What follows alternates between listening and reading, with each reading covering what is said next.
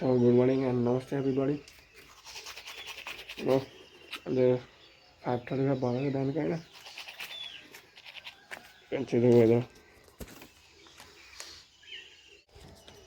के छ अलिअलि छ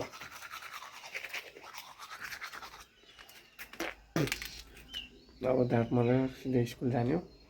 त्यसपछि आएर भेटौँला अहिले चाहिँ सो रिसेन्टली म अडियो चाहिँ बाहिर भएरै भोइस ओभर गर्छु होइन सो अहिले माइक छैन म अब अलिक पछि माइक किनेर म डाइरेक्ट भिडियोमै भोइस रेकर्ड गर्छु सो अहिले चाहिँ माइक छैन त्यही भएर हाम्रो जिममा हल्ला पनि धेरै हुन्छ त्यही भएर म बाहिरी भोइस ओभर गर्छु त्यसको लागि चाहिँ अलि नराम्रो सुनिन्छ होला नराम्रो देखिन्छ होला सरी फर द्याट र आइएम मासले सो माइक किनेपछि चाहिँ म डाइरेक्ट त्यतिखेर अडियो रेकर्ड गर्छु अडियो क्लियर पनि आउँछ त्यो अब त्यहीँ गर्दा गर्दै रेकर्ड गर्दाखेरि चाहिँ अडियो क्लियर आउँदैन त्यो हल्ला हुन्छ अनि त्यो हाम्रो त्यहाँ जिममा म्युजिक पनि बजाउँछन् क्या त्यो म्युजिकले गर्दा अडियो राम्रो आउँदैन सो त्यही भएर मैले अब अलि पछि माइक चाहिँ किन्छु म सो अहिले यही भोइस ओभर गरेको एउटा सुन्नु होला सो हाम्रो आज त्यो पहिलो एक्सर्साइज चाहिँ बारबेल स्क्वाड धेरै दिनपछि स्क्वाड गरेको त्यो बारबेलमा मैले जति पहिला हान्थेँ त्यति गएन सो धेरै नै गाह्रो हुन्छ स्क्वाड हान्दाखेरि लेग डे एक त मलाई त्यसै मनै पर्दैन ओभर त्यही पनि म ट्रेन चाहिँ गर्छु होइन लेगलाई सो अस्ति 2 हप्ता म जो 2 हप्ता भनौँ 2 हप्ता के भन्नु त्यस्तै 2-3 दिन म जिम गएको थिएन त्यतिखेर मैले लेग ट्रेन हानिनँ क्या जिम गएकै थिएन त कसरी ट्रेन हान्छ त्यही भएर लेगको पावर ओभरै घटेको थियो त्यही भएर पहिला जति हान्थेँ त्यति वेटमा गएन र मैले वेट घटाएर हानेको थिएँ सो लेग चाहिँ यस्तै हो मेरो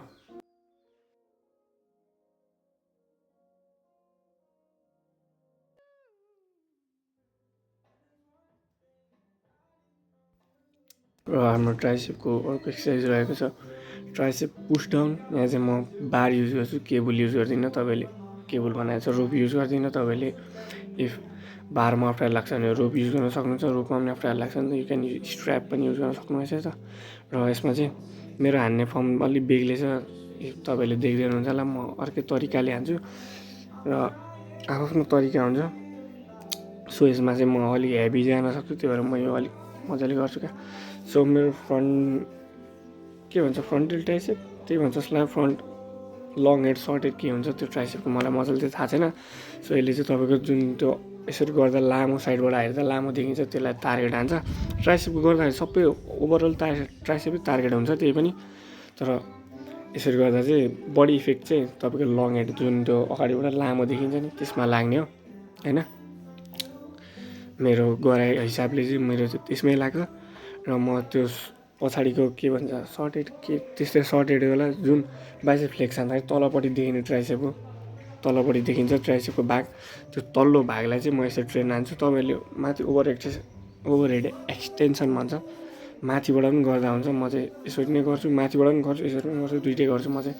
बोथ अफ दुइटै मनपर्छ मलाई दुइटै गर्छु म तपाईँले पनि दुइटै गर्दा हुन्छ है त सो यो चाहिँ रह्यो हाम्रो ट्राइसेपको एक्सर्साइज यो चाहिँ म एकैचोटि हान्छु सुपर सेट भन्दा हुन्छ तपाईँले सुपर सेट जस्तै एकैचोटि हान्छु म चाहिँ यो सो यो चाहिँ रह्यो हाम्रो ट्राइसेपको एक्सर्साइज हो त back plus hamstring lower back plus ह्यामस्ट्रिङको लागि आरडिएल रोमानियन डेडलिफ्ट भन्छ यसलाई चाहिँ यसमा चाहिँ तपाईँले वेट अलिक हेभी नै लिनु होला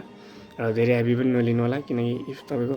ह्यामस्ट्रिङ चुट्यो भने सक्यो भन्दा हुन्छ त्यही भएर अलिक तपाईँको औकातको हिसाबले लिनु होला तपाईँको औकात भन्दा नि तपाईँको बडीको हिसाब तपाईँको पावरको हिसाबले लिनु होला एकदम दामी हो तपाईँको ह्यामस्ट्रिङको लागि र lower back over deadly target हान्छ यसले तपाईँको लोवर ब्याक डेभलप छैन भने यु क्यान डु दिस यसमा एकदम दामी इफेक्ट हुन्छ टक्क माथि जाने ब्याक टक्क स्पिड जाने तल जाने ह्यामस्ट्रिङ तिनिक्क तन्कने तपाईँको लोवर ब्याक र ह्यामस्ट्रिङ दुइटैमा लाग्छ यसले चाहिँ होइन best of the best exercise भन्दा हुन्छ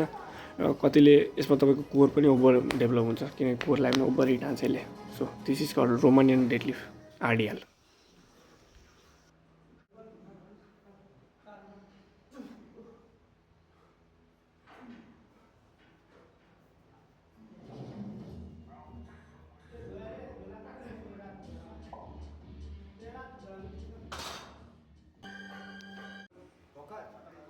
यहाँनिर हाम्रो लाइटिङले फक्ड अप भएको छ लाइटिङ चाहिँ मरि नै गएको छ सो सरी फर द्याट किनकि पछाडिबाट राख्दा मेरो ब्याक मात्रै देखिन्छ, अगाडिबाट राख्दा लाइटै नमिल्ने होइन। सो त्यही भएर हाम्रो लाइट अलिकति मिलेको छैन यसमा चाहिँ। यो चाहिँ हाम्रो बाइसेपको लागि मिसिन प्रिचर कल। यसमा तपाईँले बारबेल डम्बल युज गर्न सक्नुहुन्छ। मैले चाहिँ मिसिनै युज गरेको छु। मिसिन छ भने अति दामी। र यो चाहिँ हाम्रो बाइसेपको लागि एकदम राम्रो छ। तपाईँको बाइसेप ओभरअल बाइसेप ताप्छ जस्तो लाग्यो मैले यसलाई, यसले चाहिँ होइन। र त्यो लाइट चाहिँ अलिकति एडजस्ट गर्नु होला। तपाईँले त्यहाँ ऐनामा देख्न सक्नुहुन्छ, ऐनामा पनि देख्नु भएन नि त, साइडमा हेर्नु होला। अर्कोचोटि चाहिँ म ध्यान दिनेछु यो लाइटलाई, सरी फर द्याट।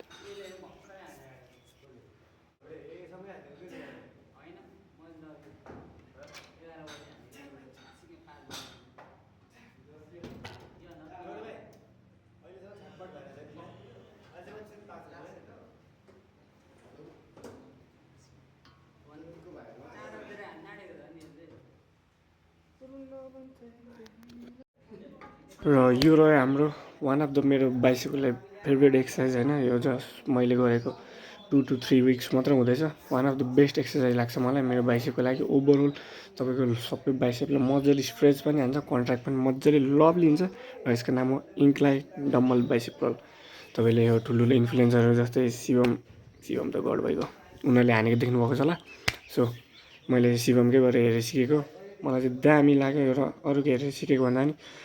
मलाई यो गर्दाखेरि मलाई इफेक्टिभ र दामी लाग्यो, त्यही भएर मैले हान्न थालेको। सो यसमा चाहिँ वेट सकेसम्म तपाईँले वेट थोरै लिनु होला। अनि